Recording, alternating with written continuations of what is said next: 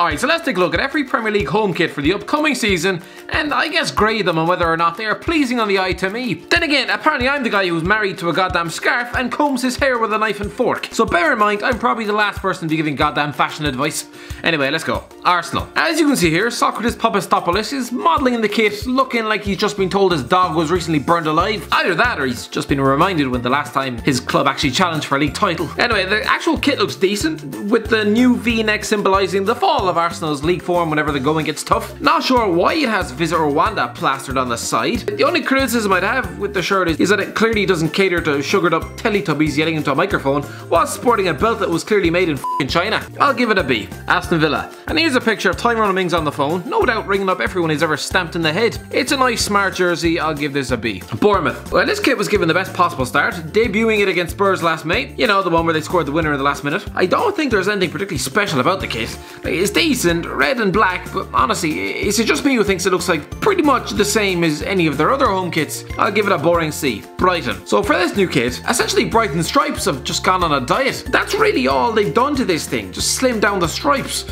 Again, it's a boring kit, lads. Just once, I'd love to see a football club show a bit of imagination. I don't know, slap a cartoon elephant on the front. Anything just to make it a little bit different, so that you might be able to justify demanding a new set of 50 quid every year. Another boring C. Burnley. Oh lads, all you've done is change the collar. That is literally all you've done to the kit. You've had 12 months to design this, Christ above. And even then, I'm sorry, but that collar looks like something a goddamn priest would wear. I'll give this a D. Chelsea. Honestly, I don't even know what to make of this one. I guess you have to feel sorry for the kit manufacturers. How do you bring out a plain blue kit every year and justify slapping a £60 price tag on it every time? Oh, I know. Splash some random hieroglyphics all over the top. That ought to stick. As if they haven't pissed off enough Egyptians. No, apparently the shirt design is essentially a blueprint of Stamford Bridge. So go ahead, kids. Chuck your savings at the club shop and you too can look like a cross between Michael Schofield and a goddamn Smurf. I'll give it a C. It's just a bit weird. Crystal Palace. Right, so here's the Crystal Palace shirt from last season. Ah, very nice. Here's the one for next season, and the club are charging 50 quid for it. Oh, I'm sorry, all they did was extract the yellow collar and just chuck some splashes of white all over the front. These are the most minuscule changes, and you're demanding, what, that a bunch of spoiled kids nag their parents to splash out 50 quid on something they already have? Well, get two, I'm not sharing with Caitlin. I'm sorry, this is a lazy D. Everton.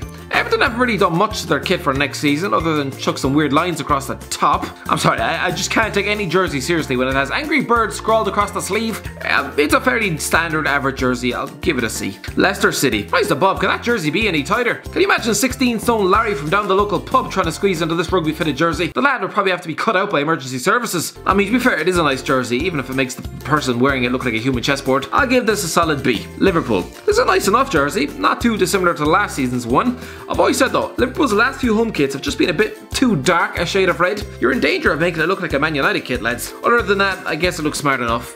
Solid B. Man City. I'm sorry, but this is beautiful. This is what you call a proper kit. You've got the nice V-neck, some swirly patterns, but it's the purple fringes on the shoulders which really make this stand out. And Christ above, I just realised I sound like f***ing Gokwan at a goddamn catwalk. It is a nice jersey though, let's be honest. I'll give it an A. Man United. How hard must it have been for the cameraman to get Paul Pogba and Jesse Lingard standing next to each other without breaking into an epileptic dab? Judging by their eyes, it looks like they've been spiked with a dose of horse tranquilizers. Christ above, look at Paul, he genuinely looks half asleep. As for the jersey, they've done away with the V-neck, gotten rid of the black fade. It looks decent, so I'll give it a B. Newcastle. Here is a perfect example of a club who've just stopped trying. This design is about as lazy and uninspired as the appointment of Steve Bruce. And get this, the club is charging 65 quid, more than any other jersey in the goddamn division. I'm sorry, having gotten rid of Rafa, thrown away the club's only half-decent players, and essentially treated the club the same way John Goodman treats his digestive system, how do you expect anyone to fork out 65 quid for this? It's essentially like someone burning down your house, chucking your cat in the wood chipper, spitting out a Christmas present made out of goddamn tinfoil, and then charging you 65 quid for the goddamn pleasure. I'll give it a D-.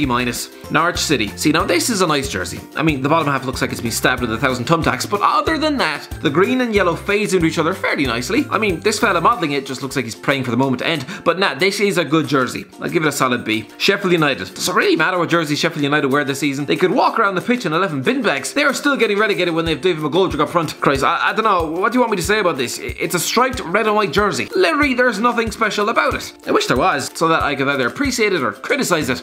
But no, it's about as dull as Keanu Reeves' voice. Although there's more Union Jacks on this than there is in the Parliament of Westminster. We get it, lads, you're patriotic. Give it a boring C. Southampton. I'm always confused with these photo shoots. Has the cameraman purposely told Nathan Redmond to look like a creepy man who's about to steal your children? Or has the winger just been informed of Mick McCarthy's interest? As for the jersey, it's sort of all over the place, isn't it? You've got that weird collar, which just makes Redmond look like he's wearing a baby grow.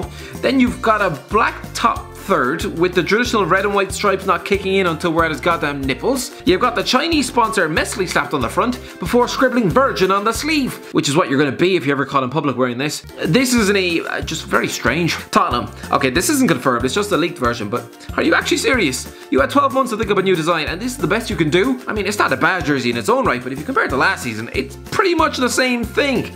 All they've done is alter the collar, that's pretty much it. And apparently that's worth a new 40 quid? One new collar? Really? Christ above, that's like having 12 months to come up with a new FIFA, only for the lads at EA Sports to do nothing but change the f***ing haircuts. The laziest E possible. Watford. Well, thankfully Watford didn't debut this kid in the FA Cup final, or they'd no doubt have burned every last one in a goddamn skip. This looks like quite a nice jersey. Really nice actually. Half and half, yellow on one side, black on the other. It looks a damn sight better than last season, where we had to endure 9 months of Troy Deeney looking like an angry bumblebee. I'll give this an A. West Ham. Oh, what on God's green earth is this? Apparently this jersey is inspired by the club's 1980 FA Cup winning strip. I think it's pretty pointless trying to recreate kits from the past, because no matter how much you try and replicate it, it's always going to be ruined by a massive betting sponsor splashed across the front. When I look at this half maroon, half baby blue kit mashup, I just don't think it looks like a West Ham shirt. Christ above, just slap a propeller hat in his head and Mark Noble looks like an 8-year-old boy looking for ice cream. I'll give this a weird D. Wolves. And here's João Moutinho looking like he's waiting for a goddamn bus, which I guess would make him a full get wanker. To be fair, it's a nice jersey, nothing too outrageous, fairly simple orange design. I'm sure Wolves fans are used to looking like a pack of walking Satsumas, so yeah, it's decent, I'll give it a B.